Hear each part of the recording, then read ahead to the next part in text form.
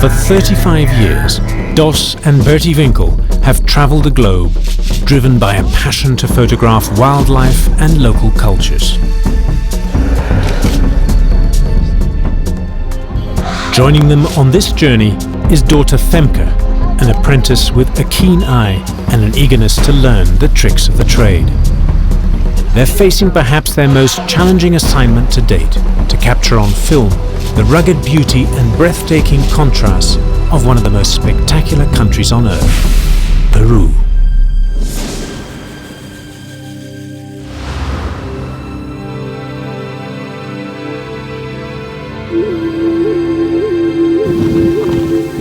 Peru is a country split from north to south by the long Andes mountain range. Rising to 6,000 meters, they've formed a physical barrier to both nature and culture for centuries.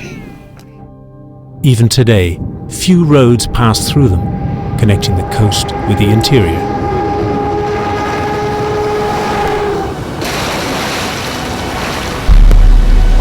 On the Andes' western side lies a narrow desert coastal strip.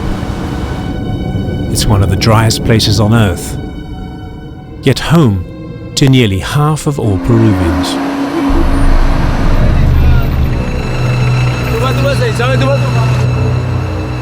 The Andes' eastern slopes are shrouded in a mantle of green cloud forest, which in turn drop down to the vast lowland rainforests of the Amazon basin.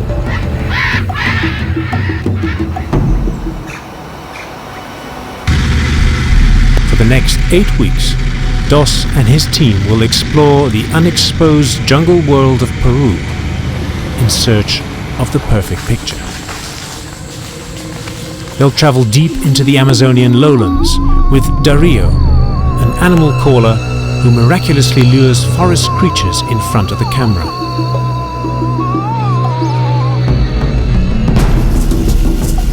In the pristine cloud forests of central Peru, Dos joins a scientific expedition, making a detailed record of the life in its crystal clear rivers, discovering species new to science.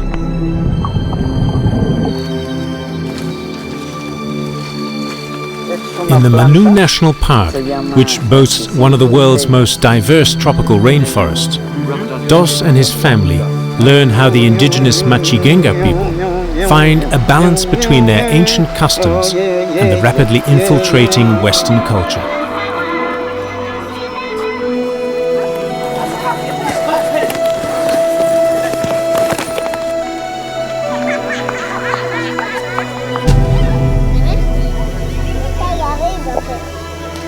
Nearly 3/4 of Peru is covered by tropical rainforests.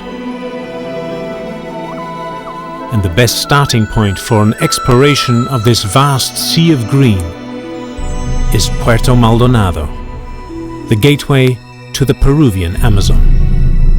It is a town straddling two worlds, a modern-day version of a Wild West boomtown. Puerto Maldonado is our starting point of this expedition. It's also the place where we are going to meet Stefan Austermüller. He's a German biologist who lives in Peru, and he will be our guide for the next 2 months. Since the early 1970s and the discovery of gold, Puerto Maldonado has become one of the fastest growing towns in Peru, a base used by loggers and miners to exploit the natural resources of Peru's vast Amazonian lowlands.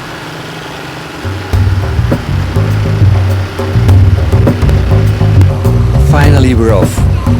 All the months of preparations have paid off, and I start to feel, as always with expeditions like this, the excitement. And I'm happy to leave the noise and the bustle of the town behind. 8 hours downstream lies one of the last truly wild places on Earth, the Pampas de Rio Heath, an area of lowland rainforest, lakes and swamps beside the Heath River, on Peru's eastern border with Bolivia. To help them unlock some of the mysteries here, Dos has enlisted the help of Dario, a remarkable man who can read the forest like a book.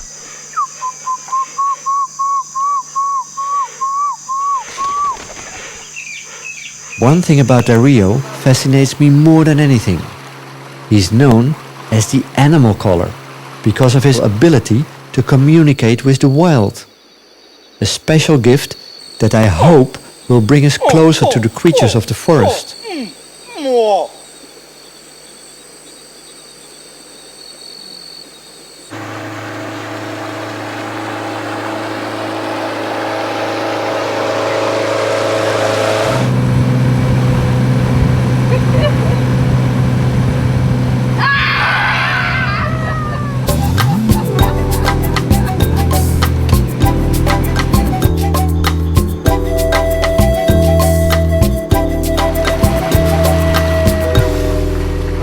With the town now more than 6 hours away, the last vestiges of civilization are gone, and wildlife becomes more common.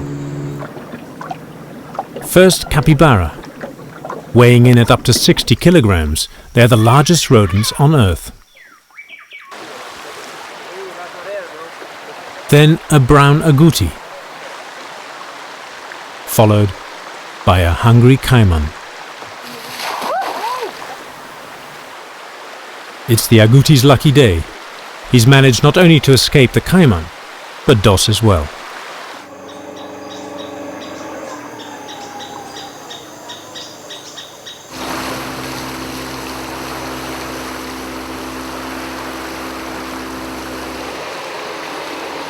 Finally, we're there. I can't wait to meet our man of the forest, Dario. His newly renovated home will serve as our base camp for the following week's explorations.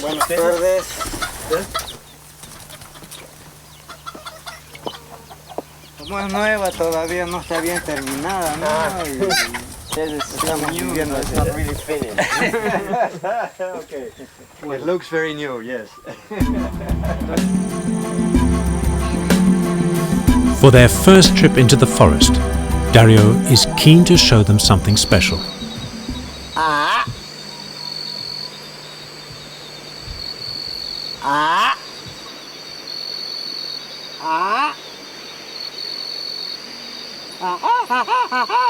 His calls trigger an almost immediate response from bands of monkeys.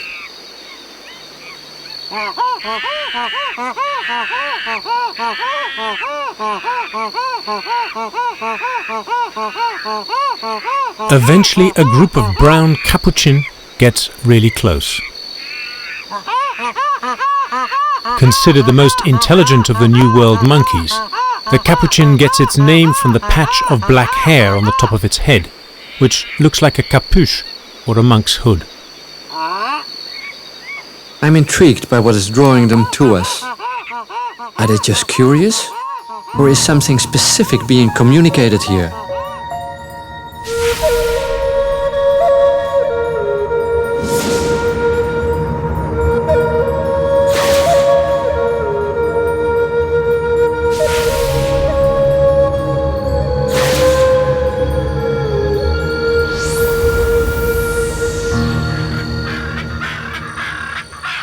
For years, I've wanted to photograph the giant macaw in its natural habitat, and this is the place to do it. Dario knows an ideal place to build a hide. A so-called clay lick, which acts as an incredible attraction to forest animals and birds. Is that the lick over there where the holes are? Incredibly, it was only a few years ago that Western biologists learnt how important these clay outcrops are to the overall health of the forest. Clay is a vital but mysterious part of the diet of many animals and birds here. They use it to neutralize and detoxify themselves from the plant poisons they take up in their diet. Now we have to decide where we are gonna build our hides. It seems that some of the best places are already taken.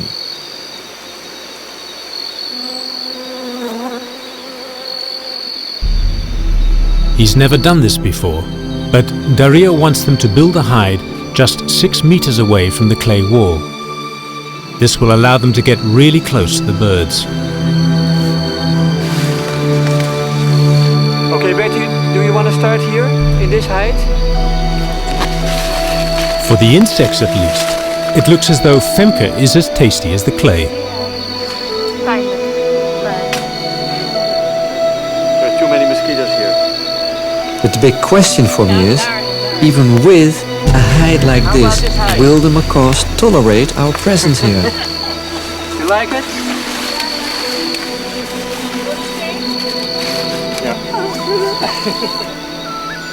Now we have a great view at the clay lake, and all we need is birds.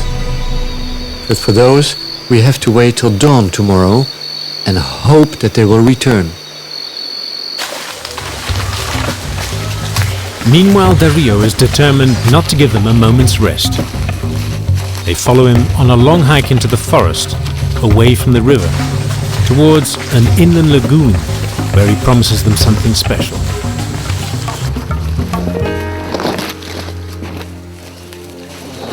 At the same time each day, tarikayas, a kind of freshwater turtle, climb onto a log to sunbathe. To my delight, butterflies are dancing around their heads. They are attracted by the minerals secreted from their tear glands. Dario tells us to be as quiet as possible. Just the slightest sound will chase them back into the water.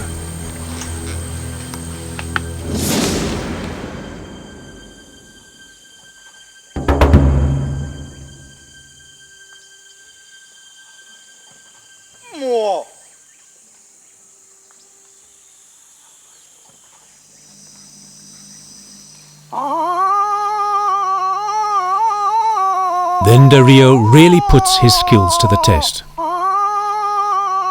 This call is for the giant river otter, a shy and increasingly rare forest predator. Because of pollution and overfishing, only 75 pairs are thought to survive in these forests, an area the size of the Netherlands. Dario's calls are creating an extraordinary response in the otters. He's actually provoking them by imitating the sound of an intruding male otter.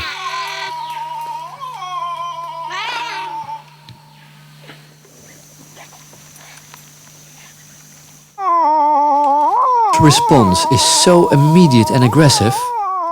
Obviously they are very territorial animals and clearly upset by Dario's sounds.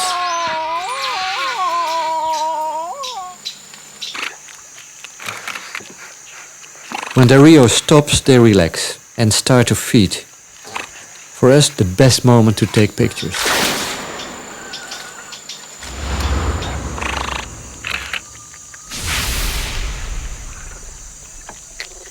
An adult needs to eat 4 kilos of fish a day. No wonder they call it a river wolf.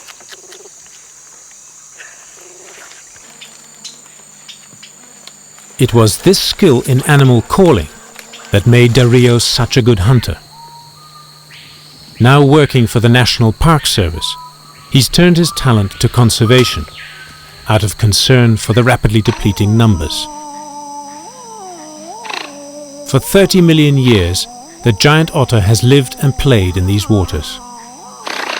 Though seriously threatened, with the likes of Dario on their side, they once again have a future. Still an hour and a half before sunrise, and we're on our way to the clay lake. I really hope the macaws are feeling a little bit more up to it than I do right now.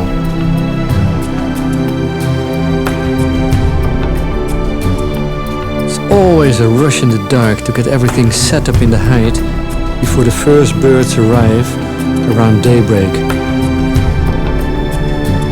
After that, Dario makes clear to us that any sound or any movement will chase the birds away and they won't come back for the rest of the day.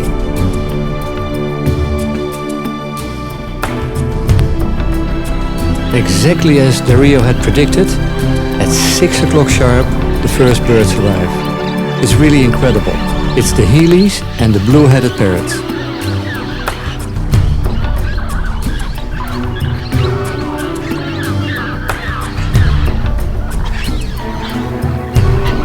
And by now, the ants are getting to our breakfast.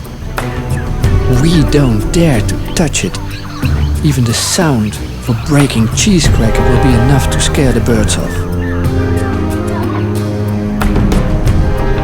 Finally, the Heelys and the blue-headed parrots come onto the clay wall. But still no sign of the macaws. Are they really smart enough to sense our presence? Or is it just that they don't come to the lick every day?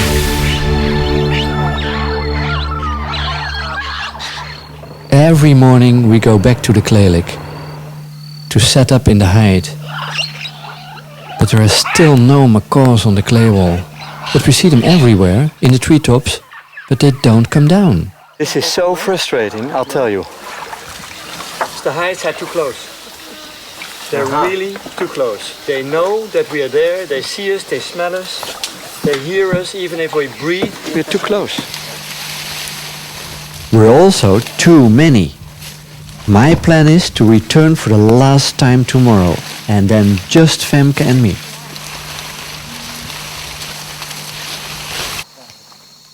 But to fully appreciate the diversity in these forests, you need to come here after dark.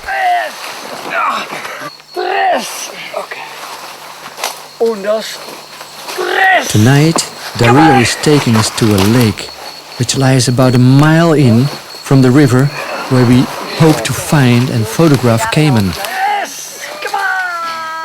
But for that, we need a boat. And this dugout weighs hundreds of kilos.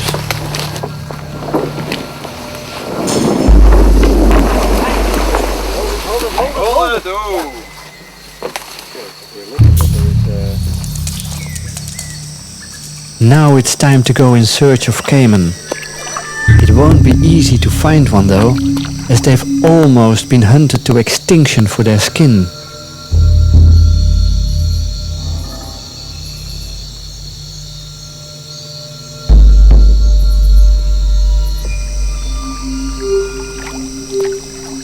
Then, suddenly out of the inky blackness, there he is. One of the older survivors of the rainforest, with an ancestral line taking him back to the time of the dinosaurs. Hanging in our torchlight, as if frozen in time.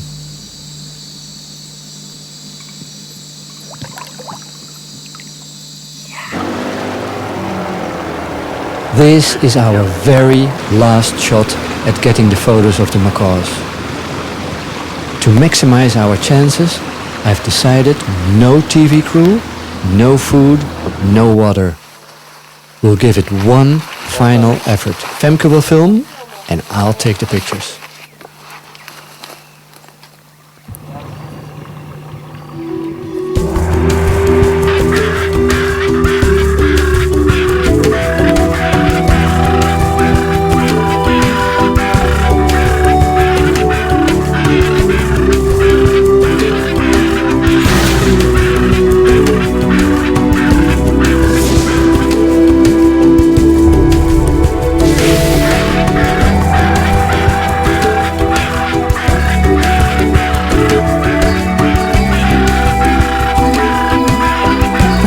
Fantastic!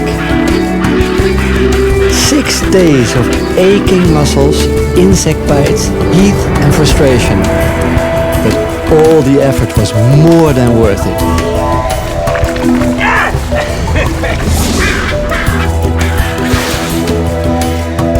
So we did it!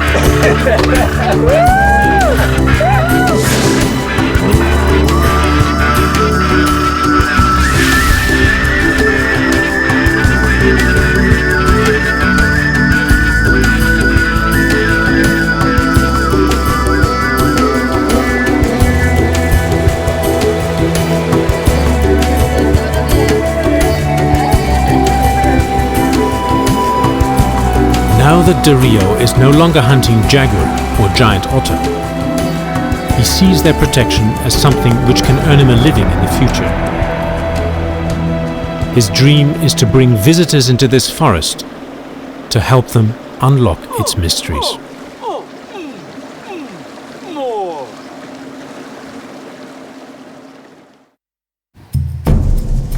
While Bertie and Femke make plans to explore the ancient Inca capital of Cusco, Dos joins a scientific expedition into the remote cloud forests of central Peru. Stefan Austermüller and Nina Pardo, through their conservation organization Mundo Azul, organized this unique trip for a group of biologists and photographers. They're in for a treat, as these forests have remained out of bounds for years to outsiders, as they were an active base for terrorist groups such as the Shining Path. We're heading to the remote upland rainforest region of Yanachaga-Chemien, situated almost in the center of this vast country.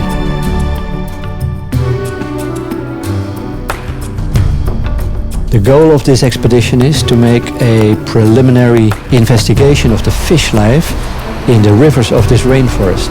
And I'm really excited about it, because my job will be to take the underwater photographs.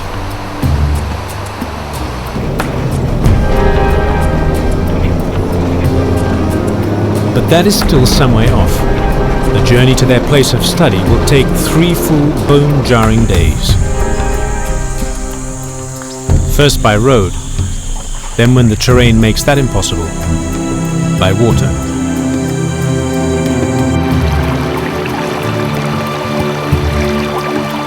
I am glad the car ride is over, but I understand by talking to our guides that the 2-day boat trip into the jungle will be just as bumpy. For the first time, we get an idea of the scale of this expedition. I count 21 people to help us carry all the equipment. We have hundreds of kilos with us. Apart from all the food and the photo equipment, we also had to bring all our dive gear, the tanks and a compressor. Biologist Stefan Austermüller has been planning this trip for more than a year. The second tent is outside of the house in front of the wall, right? What time?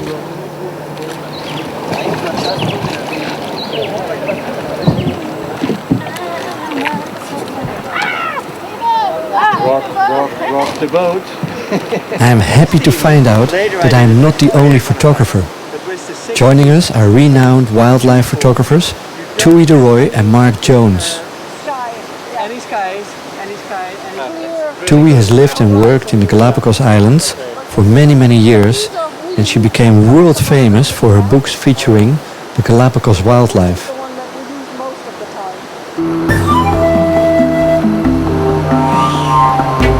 We are heading upstream into the jungle. It's a strange idea that we are going uphill. With every rapid, we gain 1 or 2 meters in altitude. The boatsmen are completely at home in these foaming waters and use great skill in steering the boats.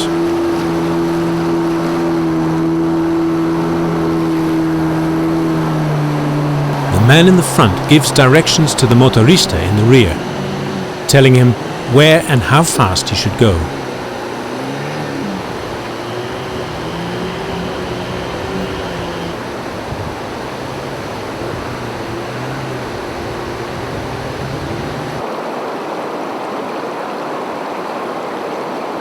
For the 6th time today we leave the boats, taking the camera equipment with us so that the boatsmen can more easily negotiate the rapids.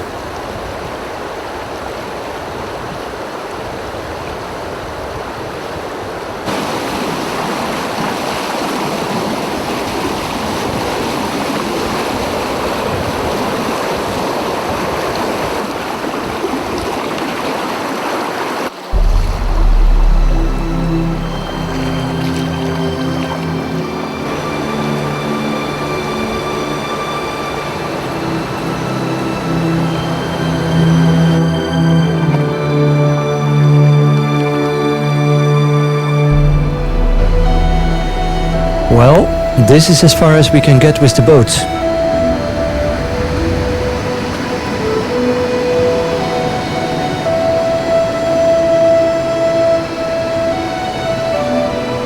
From here, the only way to get further into the rainforest is to continue on foot.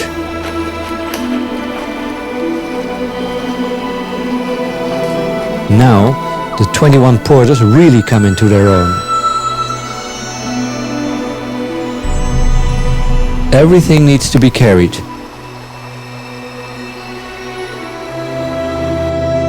Teobaldo, our almost 70-year-old cook, leads the way with his pots and pans.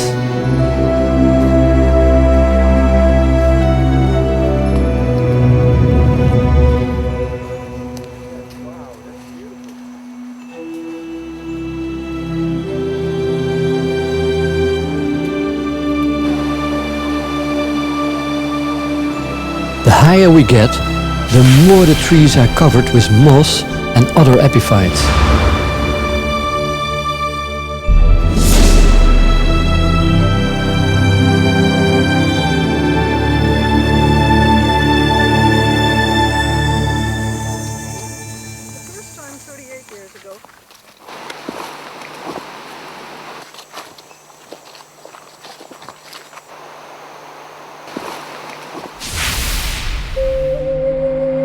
And although there are lots of beautiful plants and flowers, one thing that really strikes me about this rainforest is the lack of bird and other animal sounds.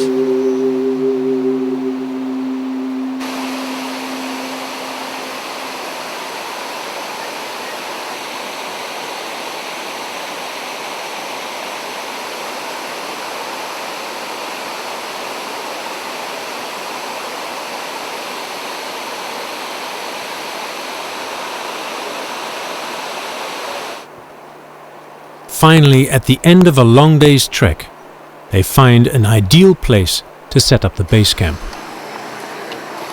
Teobaldo the cook immediately builds a fire to get the evening meal going, while the porters set up the tents.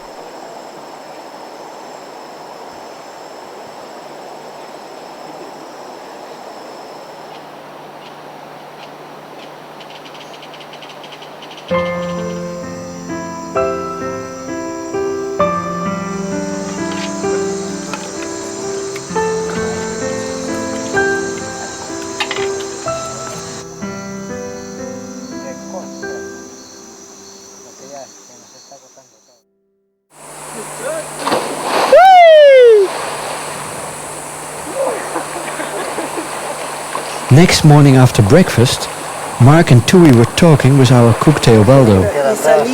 He told them that, incredibly enough, he used to live here 38 years ago. It's a fascinating story. He actually used to live where we were camped upriver. Really? Yeah. 38 years ago. 38 years ago. Yeah. Some 55 years ago, the government sponsored a group of 600 people to start new settlements in the Yanachaga cloud forest. Here the new settlers found an amazing wealth of fish and wildlife. Herds of peccaries, 500 strong, and large groups of deer. These they hunted down to almost extinction. With hardly any natural resources left, they abandoned Yanachaga after 15 years. Doesn't seem to be He said there that were much wildlife anymore. Before Teobaldo could finish his story, we heard a commotion in the camp. One of the porters had been attacked by a deadly viper and narrowly missed being bitten. The snake made a strike of about a meter, but luckily the young man jumped back fast enough.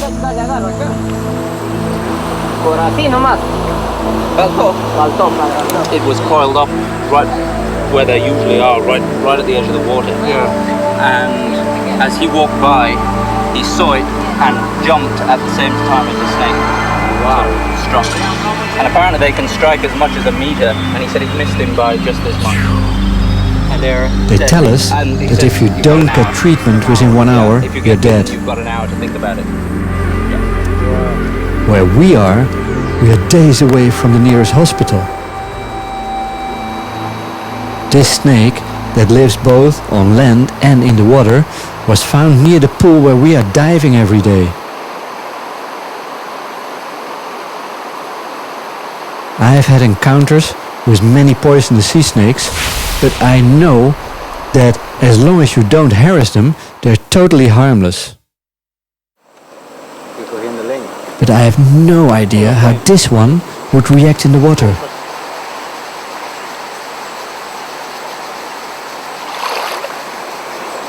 It's nice to see him, but to be honest, I hope we don't see him again.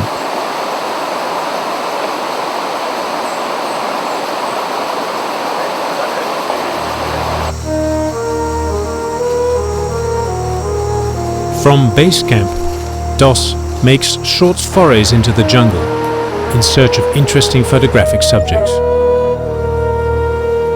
Most of the large animals might be gone, but small can also be beautiful.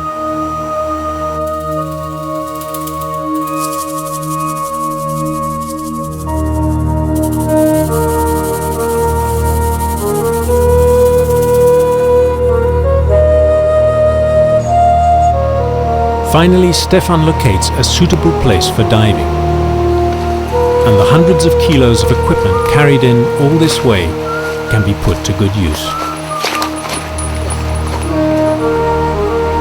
For our purposes of determination, we would need pictures of the whole fish taken from the side, so that we can have all the details of coloration, of the shape of the fins and the body.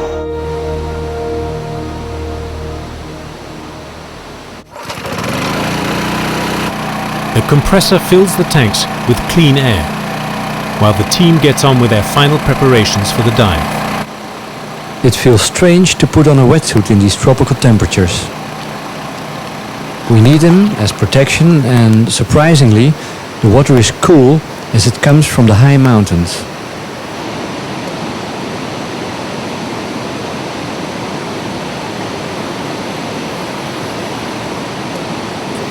Hendrik, the main cameraman on this expedition, will be my buddy on the dives. We've worked for several years now on underwater shoots, and we make a good team.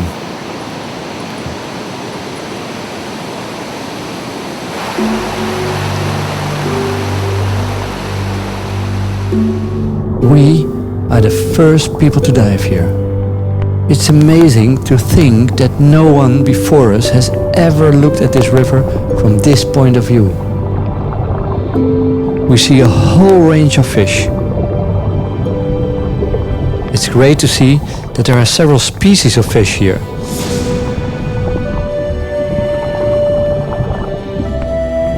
For the scientific validity of the expedition, Stefan is not only investigating the number of species, but is also interested in the amount of fish per species.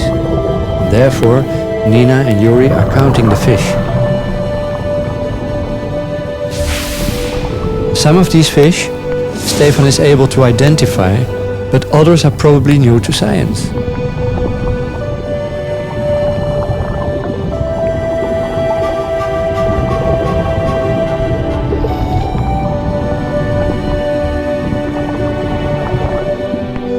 The visibility for a rainforest is just extraordinary, much better than further down the river.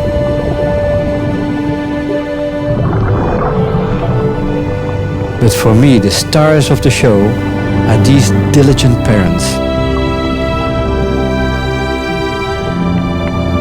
They have an incredibly effective way of protecting their young.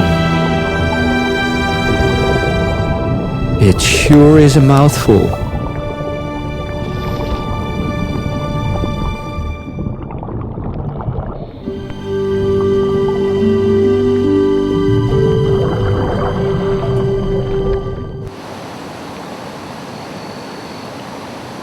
Stefan and his assistant, biologist Yuri, catch samples of each species, which they take back to the lab for identification and further anatomical studies.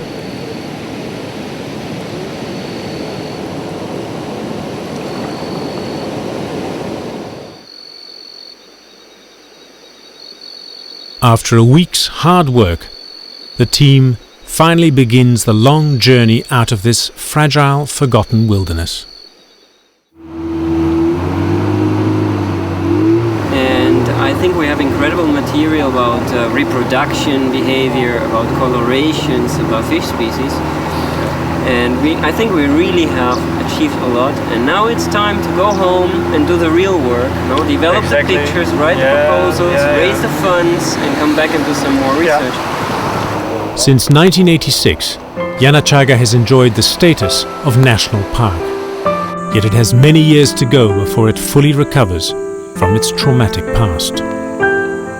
Stefan urges Dos to visit a community on the edge of the Manu National Park, who seem to have found a way to balance their traditional life with the modern.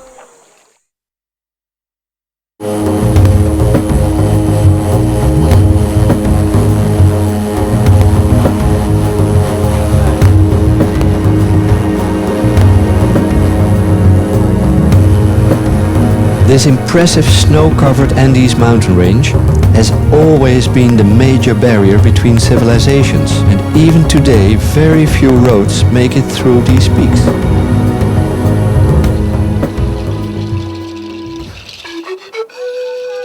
We've come to Cusco, the capital of the once so mighty Inca. From here they ruled an empire that stretched from Chile to Ecuador. Daily life has changed little today. Every village has its own distinctive traditions, a mix of all the cultural influences ever felt in the region. Here, Spanish-style hats are combined with traditional quechua embroidery.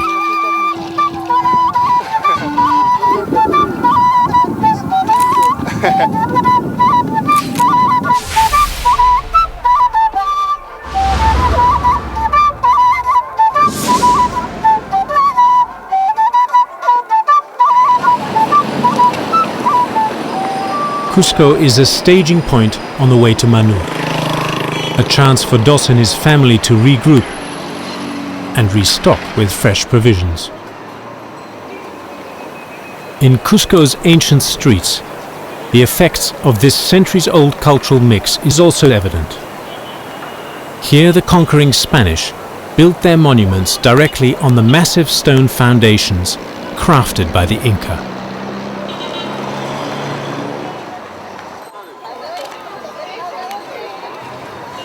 Dos is anxious to get going on the long drive down to the tropical homeland of the indigenous Machigenga people. We set off for the Manu National Park, one of the greatest rainforest regions on Earth.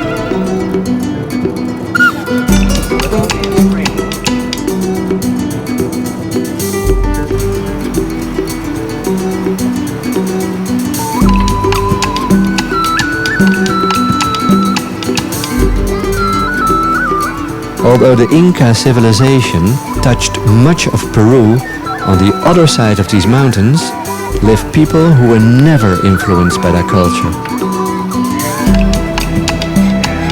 Here we are on the edge of one of the greatest rainforest regions on Earth.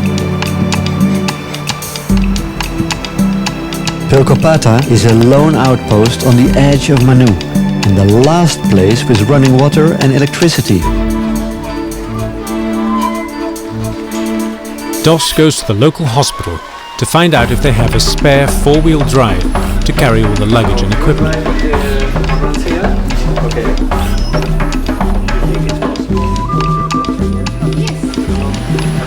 Attention.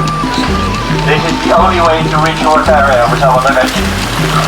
In the ambulance. Great news. I promise to bring it back in a couple of hours. Meanwhile, Femke is getting advice on the best way of getting to the community we want to visit, Huacarria. The ambulance is the only vehicle available here. It's just big enough to carry the luggage, but the team, along with the guides and porters, will have to go in on foot.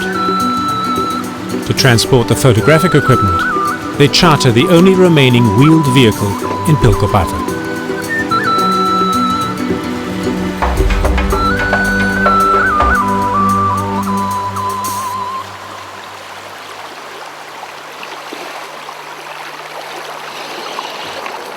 The hike through the rainforest offers Dos a welcome opportunity for photography.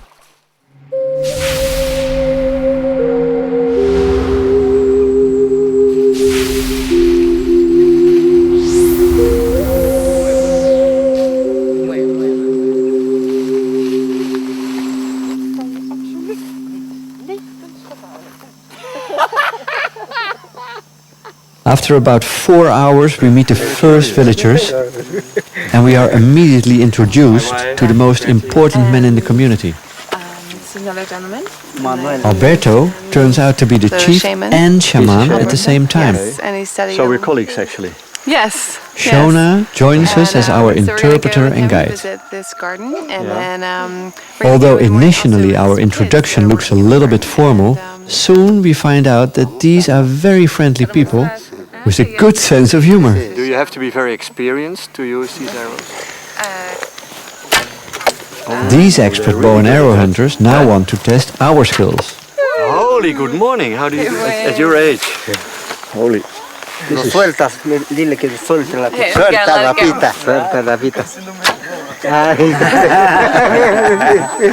Ay, no que le suelte. Que le suelte. Trek en in één keer loslaten. Okay.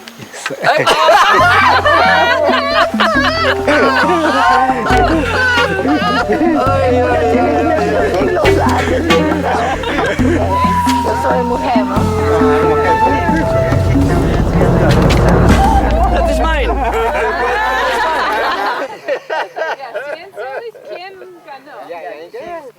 Alberto shows Dos around the village.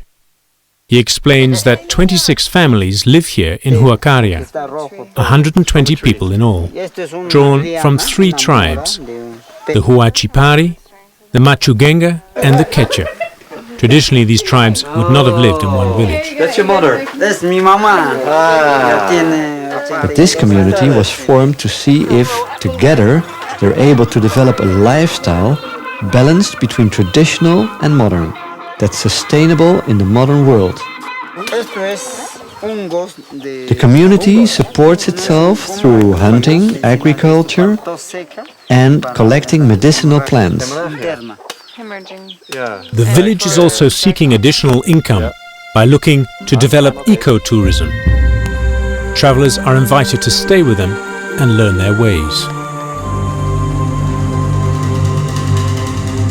At first glance, the forest looks deserted, but in fact there's a fierce ongoing war of survival going on here. Each organism is competing for vital food and space. At the same time, they have to avoid being eaten by cunning predators.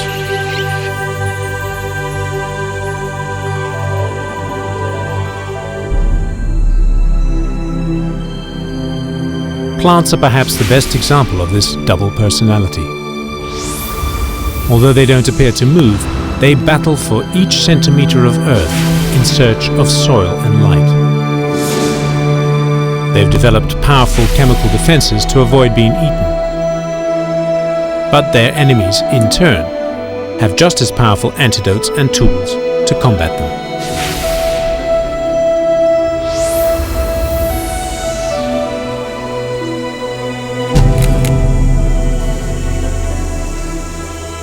These leafcutter ants live in a colony numbering in the thousands.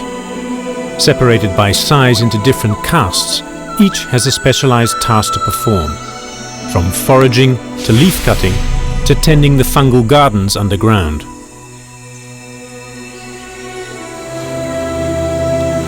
Over the centuries, the Machugenga have developed an intimate knowledge of the forest by carefully observing nature and trying to understand its processes.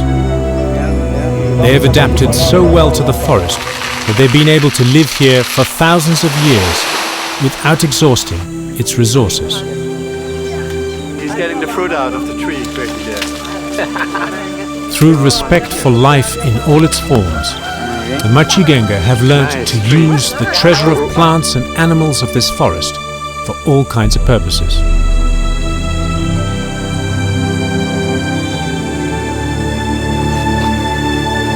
We join Alberto on a plant collecting mission. One of the first plants he shows us is growing on a so-called walking tree. Es una planta, se llama This cinco little plant estrellas. with small star-shaped Sirve leaves para is used by women as a planificación contraceptive. familiar o anticonceptivo. Pico. These roots are used to treat snake bites. Yeah, you grain it and then you... Emplasto. But the main goal of our trip today is to collect the 8 ingredients for a mysterious potion called ayahuasca, which Alberto uses to get into a trance for shamanistic rituals. Maybe Alberto sees me as a medical colleague because he takes me across the river to a secret place where 3 of the most important ingredients can be found. Totally full of medical plants. Over 150 species. The leaves of this yerba de Isanga have all kinds of patterns that during the trance become animals and ghosts whose meaning only the shaman can interpret. So that your dreams have more figures. And this is to mix with the ayahuasca. This is yerba de arco iris, which causes hallucinations, but at the same time prevents you from becoming addicted. We also collect some herbs for the doctor in Pilcopata. And on our way back, we collect the last ingredient, coca leaves.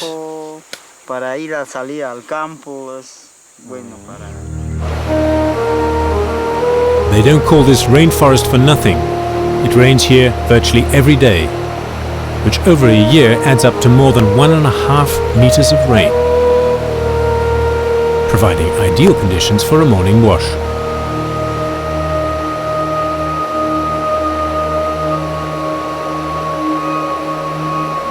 After that refreshing start, it's time to go to school. Today, Alberto has secrets to tell.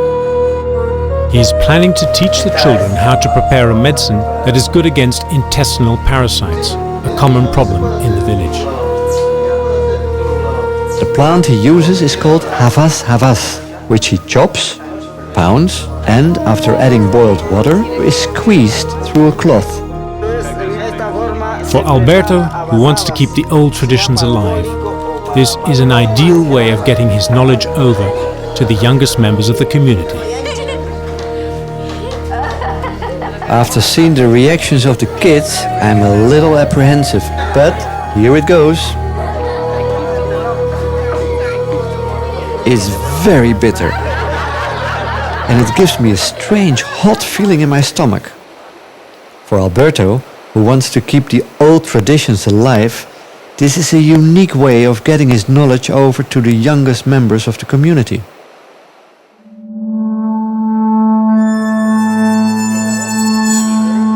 That evening, Alberto, whose Machikenga name we discover is Dari Huarepa, explains to us in detail how to make the ayahuasca potion. So and how much does it The preparation is a ritual in itself. Even the precise placement of these coca leaves has a significance. I begin to see a transformation in this man, who looked so ordinary when we first met him, but is now radiating a mystical power, the power of the shaman.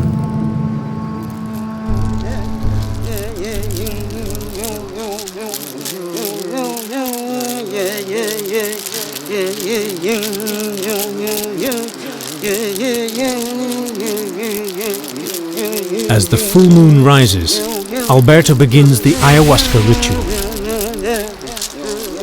The shaman is the mediator between the human and the spirit world. He needs to plead the case of the humans with the spirits. By going into a trance, he liberates himself from earthly ties to the point where he can sense the breath of the spirits. By entering their world, he gets the power to sort out problems in daily life. Every month, Alberto repeats this ritual, ensuring the balance of his community.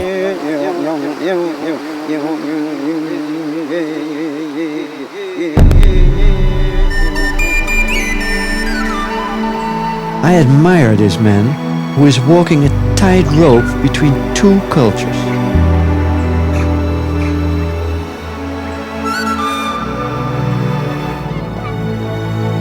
The experiment being carried out here at Huacarilla offers hope for the future of forests like the Manu.